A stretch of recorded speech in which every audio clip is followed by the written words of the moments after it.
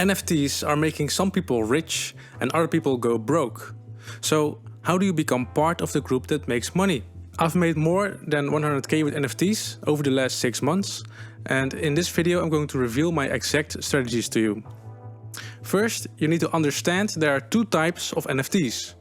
NFT art and NFTs with utility, also called gaming NFTs.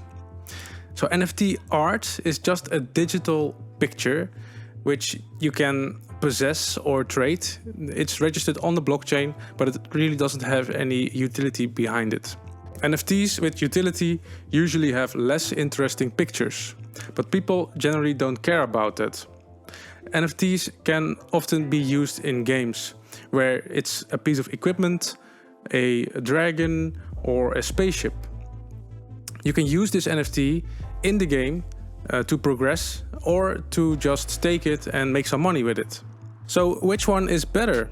Well, you can make money with both. NFT art is where it all started, but it is not that profitable anymore. Even though there are still people making money with NFT art, most people have switched over to NFTs with utility because there's a little bit more money to be made here. The only way that you can make money with NFT art is if the price increases due to higher demand. With NFTs with utility, there's two ways to make money. First, it is if the NFT itself increases in price. And the second way is if you put it to use, with staking or with playing the game with it, and it can actually generate some passive income for you. Many people got rich because of this double usage, and this is also something that we are going to focus on in this video. So to make money in this world, you can play two roles.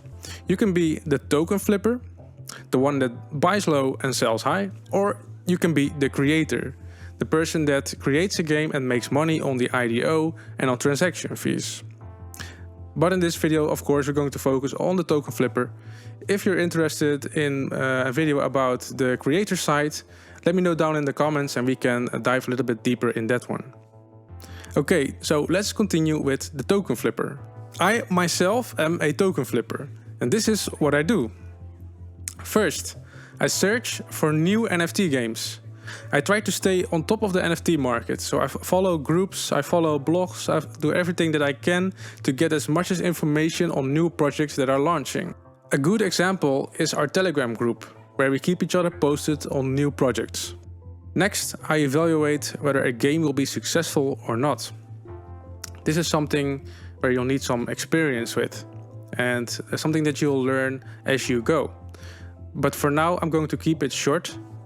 I can talk hours about this, but to keep it short, here's what I look at. A. How the in-game economy works, also called tokenomics. Generally, I just look at it and see if it's viable and if it makes sense or not. B. The white paper. The white paper is a very essential part of the marketing of a game. Usually, it just needs to look good because many people are not even reading it entirely. So here I just look at, is it presented well and is the English fine? And if that's all in check, then it's okay. C. The design of the game. I won't go too deep into this, and I don't really go very deep into evaluating this part, but I just make sure that I like the design and I think it suits our target audience as well. D. The marketing. The marketing is also an essential and critical part of any success of NFT games, because this is where they will attract new customers and get some sort of price increase. Mostly I look at the amount of people in their Telegram group, and I also like to see some of their roadmap. So what are they planning to do in the future with marketing? And E, the roadmap itself. So this is mainly about the developers side of the roadmap. So I want to see some very significant releases on the time horizon. For example, a pre-alpha or a very important update where some sort of staking gets involved. Because this is something that a lot of people look at when they step into an NFT game. And of course, there's a lot more to talk about, but we're not going too deep into it in this video. That's maybe something for a different video. So next, let's say that I'm interested and I want to buy this coin. What do? If they still have to release the NFT or the game, you can choose to buy the IDO. The IDO is some sort of public release where they will first offer their stocks or their coins, and you can usually grab them for a very small price. In most cases, if the game does fairly well or reasonably well, you can already make up to 10 or 30x your investment amount. But don't get too excited here, because most of the times you're only allowed to buy up to $500. Let's say that they don't have any release planned and they are already live. Then what you can do is you can buy a token and just hope for the price to increase. This is a strategy that will work only if you are really certain about the success of a game and if there is some really significant events happening in the short term. Then the last thing that you have to do is sell your NFT tokens. So as soon as a significant release is coming up, let's say that it is within a few days, you often see price increase very sharply. This is the point where I start selling my either my NFTs or my tokens, because most of the times this will be the last spike of the hype. And from there you often see that coins will just decrease in price until they are dead. You know, that's unfortunate, but that's the reality. So that's about it. If you do this for a while, you'll see that you'll start to become very good at it. I do have some last general rules for you before you go out there and make some money. Rule number 1: be early. Most money is made before the hype. So if you're too late, just don't bother. You're early when there's not much content to be found on Google or on YouTube, or when there's a low market cap. I usually define a low market cap of below $10 million.